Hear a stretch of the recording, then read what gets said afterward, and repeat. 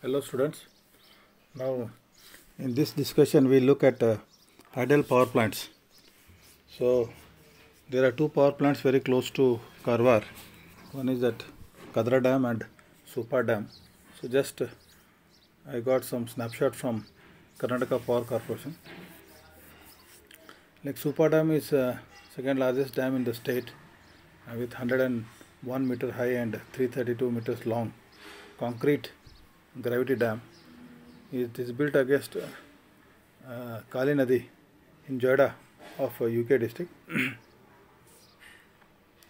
It has got 3 radial gates of 15 meters by 10 meters size and are provided to regulate the flood discharge.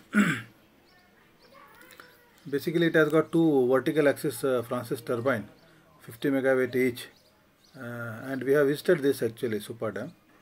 So because it is a medium head power dam, so 100 meters, so the power plant used this Francis turbine. Kadra Dam, similarly I think it has got 3 units, but its head is only 32 meters. So water design head is only 32 meters, so it is a very low head. That is why they have installed Kaplan turbines. So they have got 3 Kaplan turbines of 50 megawatt each.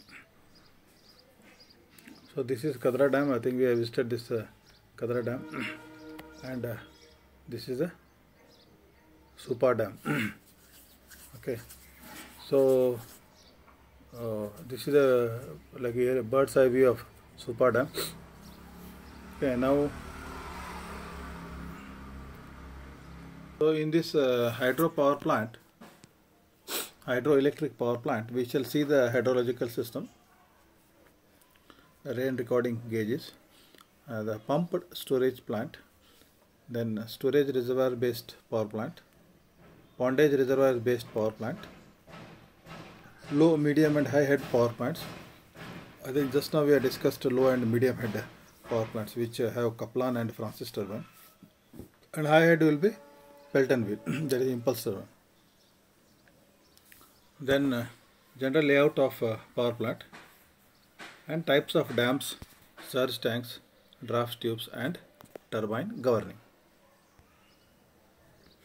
So this hydrological cycle system you know very well. There is sun, so sun gives radiations. Because the radiations are hot, so water will evaporate from the water bodies, whether it's ocean, river, lakes. And secondly, there will be transpiration from trees. All these trees and vegetation, they will transpire and they will also give water. So these two are the main sources, and from there clouds are formed, and the clouds, when they become heavy, they come in the drop down in the form of rainfall. This is known as hydrological system or hydrological cycle. So this is a cycle. Because of sunlight, heat, the water evaporates from water bodies as well as plants transpiration. From there clouds are formed. I think you can see this near this mountains in Goa, Karwar and all. This you will find a lot of clouds on the hills nowadays during monsoon and all.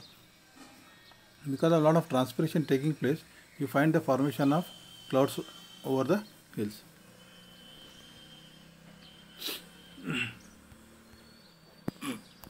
So next we will see rain recording gauges.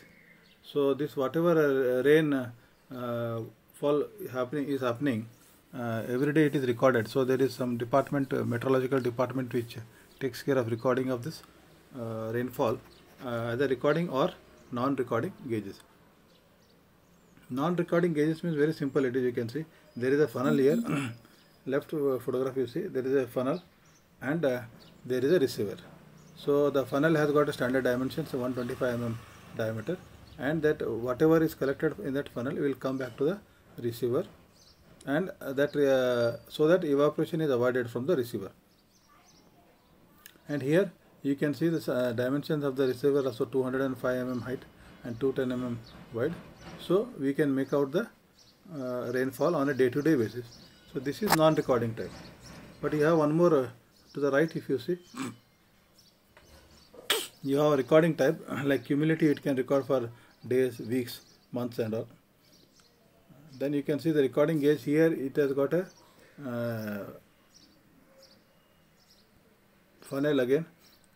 There is a funnel, and funnel from the funnel it will come to the container. But in the container there is a float. In the container there is a float, and the float is connected to a pen. So as the water gets collected in the container, the float rises, and as it rises, there is a rotating drum on the top with a graph sheet. So this pen will make a recording on the graph sheet.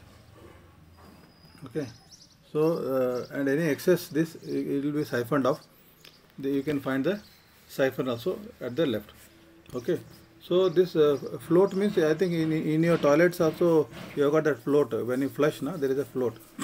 So till that level it will fill, and then that float will close the valve in toilets basically. But here this it is used for closing valves. But here the float is connected to a pen, and this pen is recording on the graph. Similarly, you have floats in your carburetors also.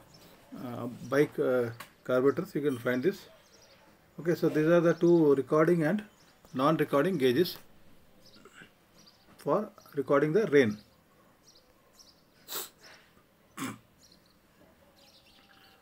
One more discussion we'll have is like pumped storage plant. What is pumped storage plant? So when we are developing excess electricity and the demand is less, okay, but there is rainfall and we are producing more electricity, but the demand is less, then what we will do? What we will do is a simple thing. The same power plant, whatever is there, it will take the water from the bottom. The excess electricity is used to start the power plant. It will act like it will not act as a generator. It will act like a pump. It will take the bottom downstream water and pump it to the upstream reservoir. So this way what happens, whenever we want, we are only trying to store the potential energy.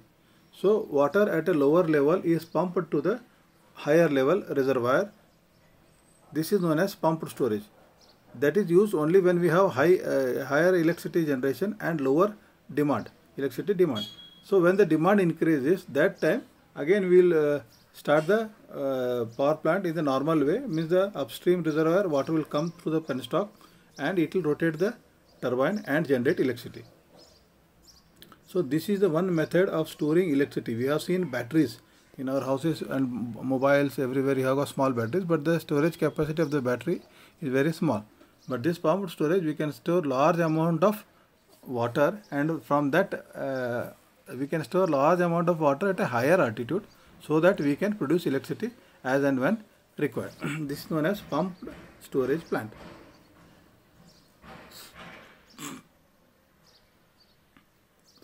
So we will see one more like a pumped storage plant. You can see here two reservoirs. One is the bottom reservoir and one is the top upper basin reservoir. Okay, so you can see here you can see power supply. There is thermal power plant. There is a motor generator, turbine, and pump. Okay, now in the normal course, what happens? The upper basin water will come. It will go through the turbine. Okay, the turbine will rotate, and it will rotate the generator, and it will produce electricity and send.